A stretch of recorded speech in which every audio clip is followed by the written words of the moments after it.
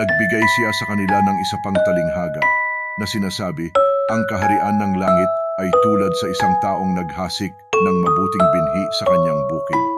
Ngunit samantalang natutulog ang mga tao, dumating ang kaaway at naghasik ng mga damo sa triguhan at umalis.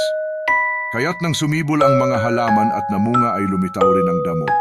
At ang mga alipin ng puno ng sambahayan ay dumating at sinabi sa kanya, Panginoon, hindi ba't mabuting binhi ang inihasik mo sa iyong bukid? Saan kaya nanggaling ang mga damo?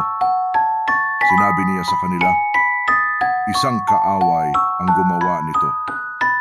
At sinabi sa kanya ng mga alipin, ibig mo bang kami pumaroon at tipunin ang mga iyon? Ngunit sinabi niya, huwag, baka sa pagtitipon ninyo ng mga damo ay inyong mabunot pati ang trigo. Hayaan ninyong magkasama silang tumubo hanggang sa anihan at sa panahon ng pag-aani ay sasabihin ko sa mga manggagapas, tipunin muna ninyo ang mga damo at pagbigkisin ninyo upang sunugin.